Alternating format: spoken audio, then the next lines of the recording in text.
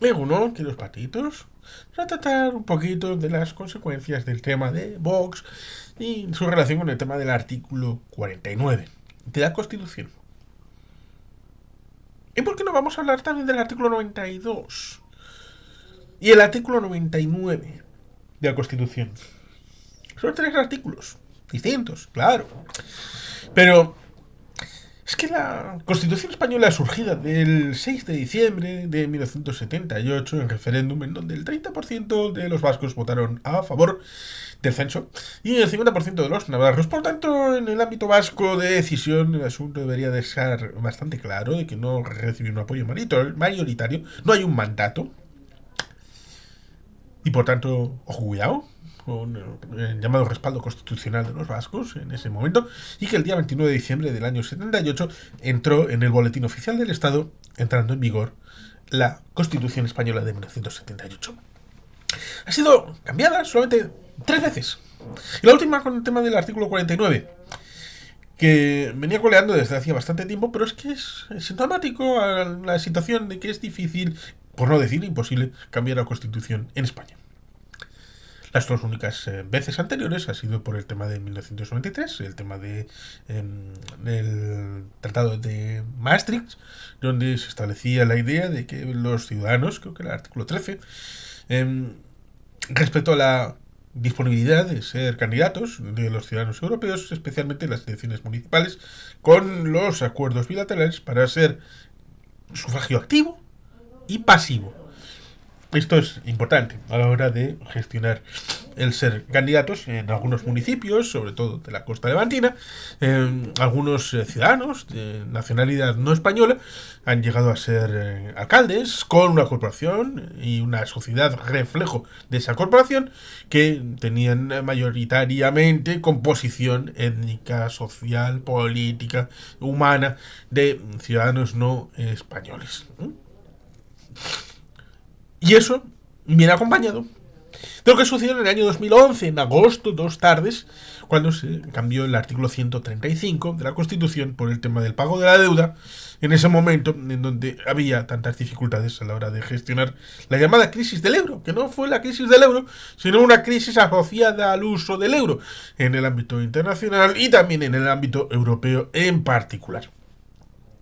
Es más, tengo para mí que a despecho de la situación de empobrecimiento de partes de las capas del público, el euro sirvió de paragallos y de rompeolas a la hora de evitar que la crisis fuera mucho mayor.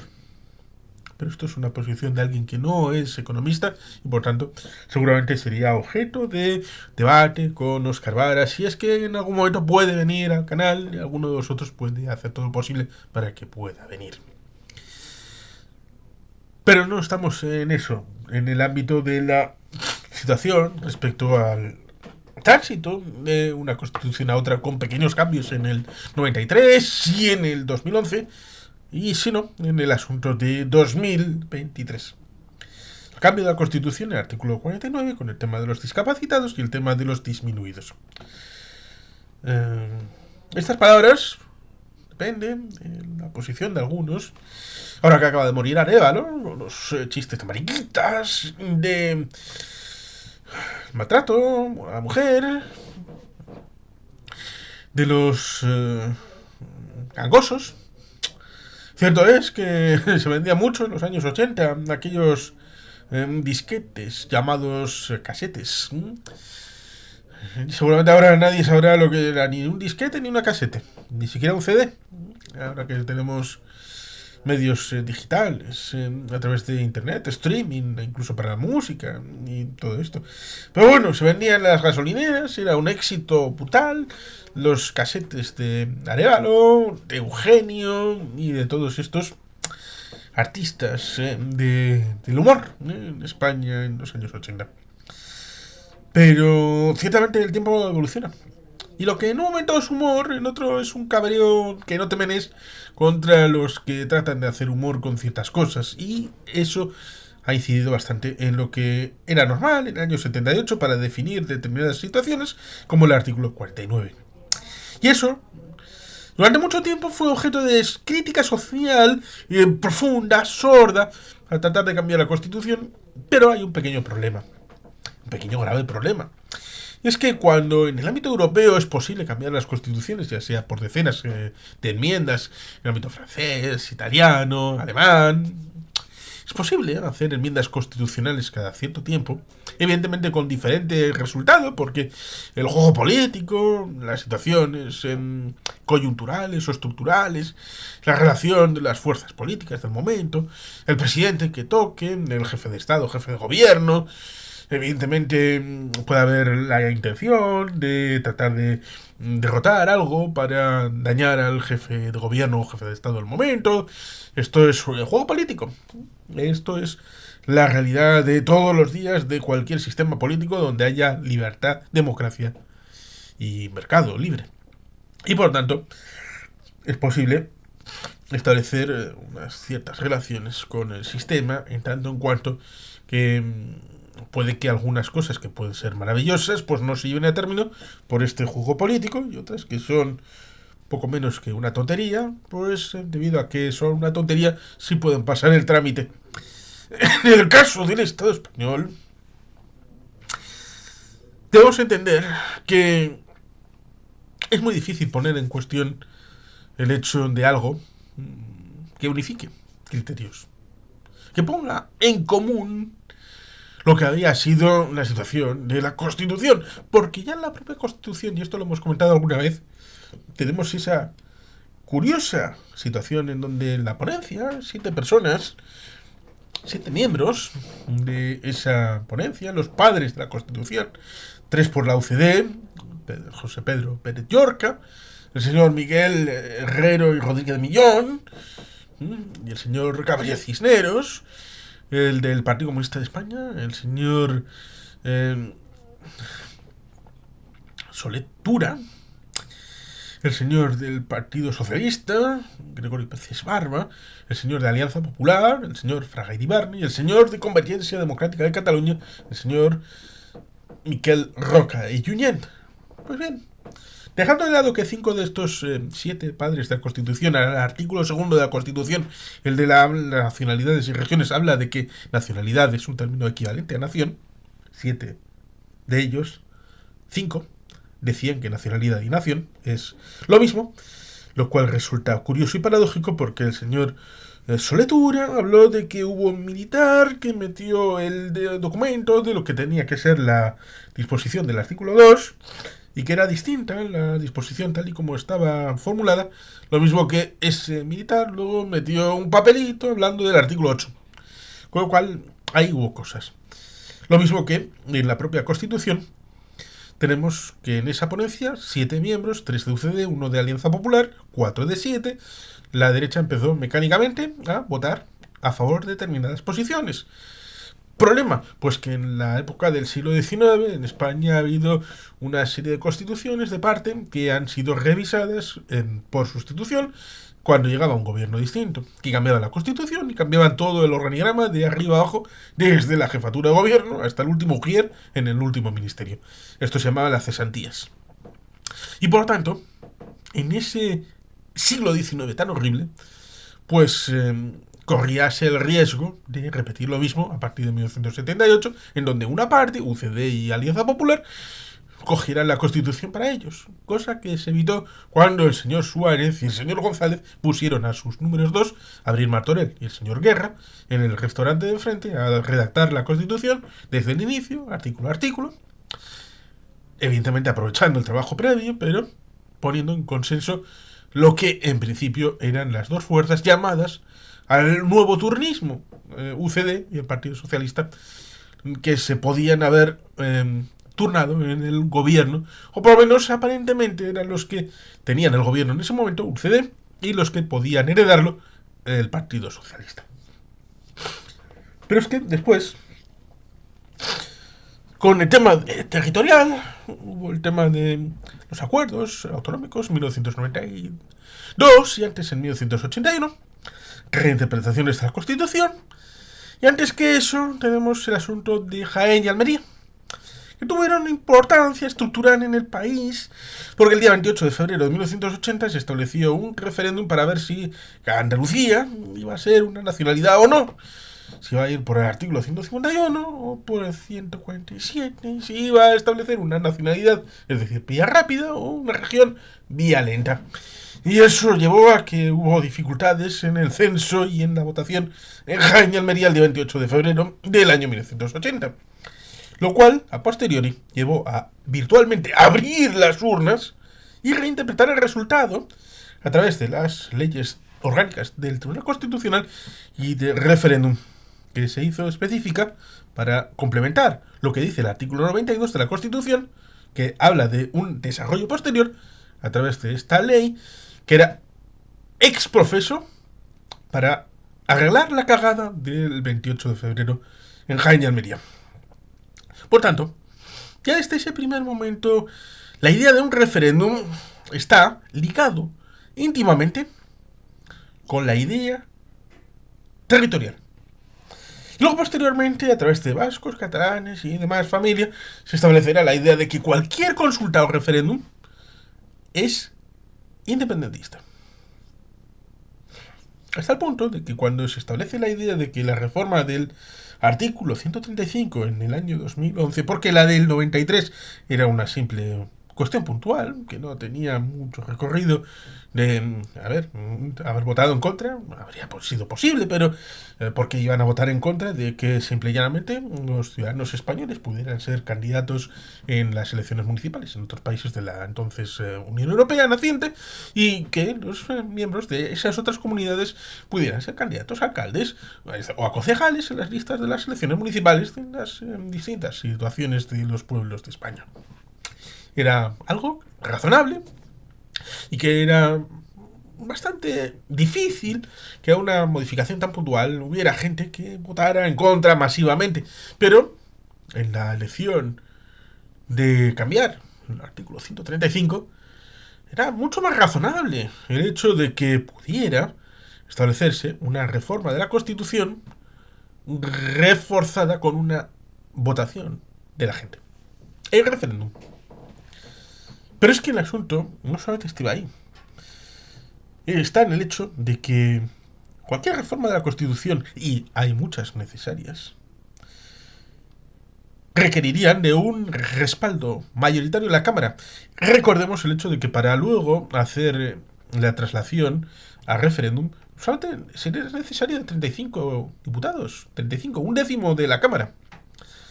Lo cual fue complicado en el momento de la situación de 2011, pero en principio pudiera ser posible con el tema del artículo 49. Y aquí viene la madre del cordero, y es que el señor Abascal Conde, con sus dificultades internas en el ámbito de Vox, prometió no votar a favor de algo tan simple y sencillo que ha reunido paradójicamente el concurso de toda la Cámara para diferenciarse. En el Congreso se abstuvo y en el Senado votó que no, pudiendo haber hecho, ya sea en el Congreso o en el Senado, una apelación a través de esta situación del 10% de los representantes, haber llamado a referéndum con una posibilidad real, y es darle una patada en el culo a Pedro Sánchez en la figura de la Constitución en su reforma del artículo 49. Se dice bastante eso de que Pedro Sánchez no ha sido capaz de decirle a los españoles la verdad. No era capaz de decirles que iba a pactar con Junts, que no iba a pactar sino la amnistía, que iba a pactar con Bildu, que iba a pactar con los etarras, con los separatistas, con los otros, los de Maroto. Bueno, dado que las elecciones van a ser dentro de X años, y no va a haber unas elecciones generales más allá de las elecciones europeas que tienen circunscripción única, porque patatas, pues era una formulación de echar el tiro contra el Pedro Sánchez haciendo un referéndum específico sobre la reforma del artículo 49. ¿Sí o no? Infiriendo aquello que pasó en la reforma del ámbito institucional europeo, como fue el referéndum francés de 2005 respecto a la Constitución Europea. Cuando los franceses dijeron que no, se entendió perfectamente que no es que estuvieran diciendo no a la Constitución Europea, no estaban diciendo que no a la construcción europea, no estaban diciendo que no a la reforma de los tratados, no. Le estaban diciendo que no al señor Chirac. Y el adalid que llevó el resultado a su terreno fue el señor Nicolas Sarkozy, que fue el candidato a presidente en las siguientes elecciones francesas en 2007. Por tanto, cuando uno hace un referéndum que tenga que ver con alguna política pública, puede tener el miedo, la tentación de decir que esto va a ser X o Y, pero al final el pueblo hace lo que le da la gana, o lo que algunos infieren que deba ser lo que encaucen para que vaya en una determinada dirección. Y por tanto, resulta curioso y paradójico la dualidad que se vivió en 2023 respecto al hecho de que no quieran establecer un referéndum para el artículo 49 en la Constitución, a través de la capacidad que tienen de establecerlo a través del Congreso o del Senado, proponiéndolo, y la idea que tuvieron las elecciones generales, copiándolo, porque lo han copiado también en otras circunstancias, en otras políticas, en otras ideas, plagiando a otros países, ya sea Hungría, ya sea Estados Unidos, movimientos análogos. La idea de que el artículo 92 establece la idea de que pueden establecerse referéndums, consultas populares con el pueblo para testar los elementos más relevantes de la política pública. Esto sucede en Italia, sucede en Francia, sucede en los países nórdicos, en Canadá, en Estados Unidos. Suelo decir que el día que se revalidó la presidencia del señor Barack Hussein Obama en 2012, el primer martes después del primer lunes de noviembre, 1.200 consultas y referéndums se establecieron en todo el país, en todo el ancho y largo de los 50 estados.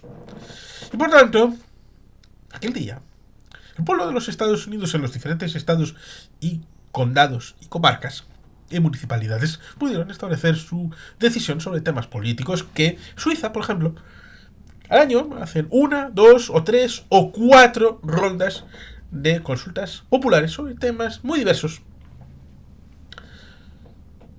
Y con esa perspectiva, Vox, el señor Abascal Conde, en las elecciones generales del 23 de julio del 2023, dijo claramente que el pueblo español debería de ser llamado a consultas para determinadas políticas. Fiscalidad, migración, etcétera, etcétera. ¿Cuál es el problema? El problema es que se te atraganta la realidad. ¿Cómo vas a mí? El problema es que han demonizado el instrumento tantas veces. Han dicho que la reforma de la Constitución pues debería de tener una visión concreta. Y por el otro lado, han demonizado tantas veces el instrumento referéndum diciendo que era para la independencia y para el separatismo, que tratar de hacer cualquier otra cosa con la consulta o con el referéndum acaba mirando a Ibarretxe, acaba mirando a Puigdemont. En cualquier parte de España. Cualquier parte de España que hables de consulta o de referéndum, te van a mirar como si fueras Puigdemont o Ibarretxe. Punto y final. Y eso es cuestión de la pedagogía. Y por tanto, resulta imposible que fueran capaces de decirle al señor Sánchez: ¿no quieres convocar unas elecciones generales para que el pueblo español refrende tus políticas con las mentiras supuestas respecto al programa electoral? Tranquilo, que Vox va a proponer que el artículo 49 vaya a urnas a través de referéndum. ¿Sí o no? Y ese no estará unido a la interpretación que queremos que la gente adopte. Y es un no al artículo 49, sino un no a Pedro Sánchez. Lo mismo que en el año 90, 89-90 en Chile, cuando se hizo un referéndum sobre la permanencia de Pinochet en el poder, decir que no pudiera parecer algo negativo. Ahí está Nesca protestando. Mismamente, debido a que en los años 80 hubo un despegue económico y la situación se estabilizó, aparentemente, decir que no era renunciar a toda esa situación lograda después de tanto sudor, sufrimiento y también represión. Pero la mayor parte de la gente vivía bien, razonablemente bien, en lo económico, un poco como los años 60, con el desarrollismo, la industria, el turismo, las suecas, ¿no? En España, el 600, turismo, el Benidorm, la manga del Mar Menor y todo esto. Y por tanto, ese referéndum del 89-90 fue decir que no. Pero el señor Ricardo Lagos tuvo la visión de que sea un no positivo, un no con arcoíris, un no para construir el mañana. Y eso podría haberlo hecho Vox con el artículo 49, con ese referéndum que podía haberlo impulsado. Pero evidentemente, como digo, por un lado, referéndum es independencia. Y por otro, tenemos ese otro asunto, que cualquier referéndum ligado con la Constitución resultaría peligroso porque la Constitución debería haberse reformado muchas más veces. Y por tanto, estarían negando la posibilidad de valorar si esa Constitución debería haberse reformado o no. Hasta el punto de que, comentábamos, el hecho de que en otros lugares la Constitución se ha reformado varias veces. Decíamos el caso de Francia, Italia, Alemania. Hay muchos elementos que podrían haber sido actualizados. Sirva simplemente el dato de que hasta la llegada de la reforma del año 2011, la Unión Europea no estaba presente en la Constitución española. De ninguna de las maneras.